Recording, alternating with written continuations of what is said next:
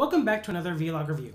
Today I'll be cranking the repulsor beams to 11 with my review of Iron Man 3. If you liked the action of The Avengers 2012, the characters of the Iron Man franchise, and are a fan of the Marvel Universe as a whole, then you will like this movie. Iron Man 3 takes place a short time after the events of the Avengers film. Tony Stark, as played by Robert Downey Jr., is having panic attacks when he thinks about how he nearly died during the attack on New York.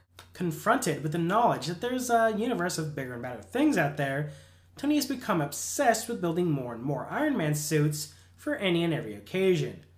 This is partly to protect his girlfriend, Pepper Potts, as played by Gwyneth Paltrow, but it's mostly to occupy his waking mind to keep from dwelling on the fact that he's the only Avengers member that's just a mortal man. A fact that becomes even harder to ignore when Tony is the target of a terrorist attack on behalf of the world-renowned mastermind, the Mandarin, as played by Ben Kingsley. To make things worse, the threat may be tied to people and events from Stark's past, proving that Tony Stark might just be his own worst enemy. Now, coming into the movie, I had already heard the buzz praising Iron Man 3 and calling it the best out of the trilogy. And looking at what the filmmakers had to work with, I can believe it. It was great to see all the characters of Iron Man 2 reprising their roles and spicing it up with continued continuity established in the Avengers movie.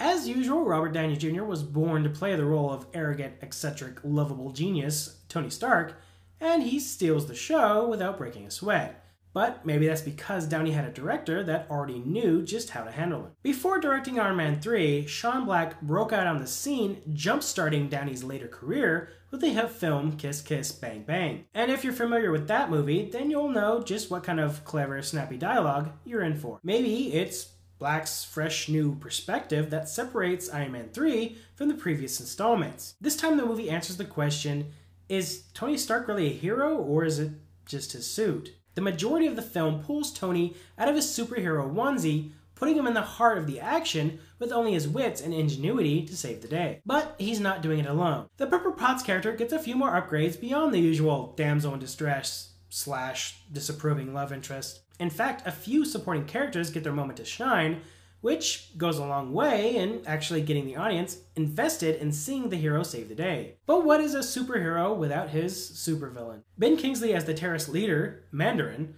might seem like an odd choice, but trust me when I say the casting is pretty perfect. Although it's a little distracting when you consider that he might have gotten this part due to his performance in The Love Guru. Oh yeah. You enjoy that thought. In all seriousness, I did like the villains, and how their powers made them a credible threat to Tony Stark, and even Iron Man. But there are a few minor nitpicks. It feels like a little more could have been done with Guy Pearce's character, Aldrich Killian. He does get his moments, but it seems like there were a few scenes missing along the way. His motivations might have been stronger if we could have had more time with him, but for what he is, I could understand not going too in-depth. Where the movie really starts to get bumpy is with some of the more drawn-out comedic shtick. A few of the witty repartees go on a bit long when they could have been trimmed down to shorten the runtime without really losing anything. And although we're told Tony is suffering from PTSD, and we do get some brief glimpses of it, Downey doesn't really deliver it. He still pulls off the snarky, egotistical Tony Stark when these moments should have been when the character felt most vulnerable. The perfect time for Tony to just not have anything to say. It's not a big thing, but it would have given the performance a little more weight. But I have to admit, the Iron Man trilogy has probably the best arc of any superhero franchise to date. Arc reactor, that is! No, I mean character arc.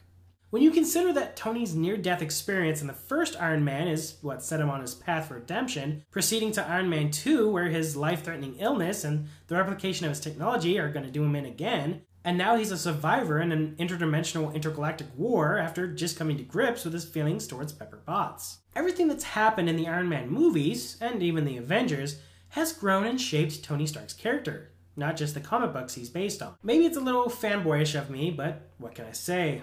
I'm a sucker for continuity and character growth. I highly recommend Iron Man 3. It's got great special effects, great performances, and robots fighting superhumans. What more could you want? Let's just hope that the rest of the summer blockbusters can keep up the pace that Iron Man 3 has set. So until next time, I'm Darren with Moving to Blender.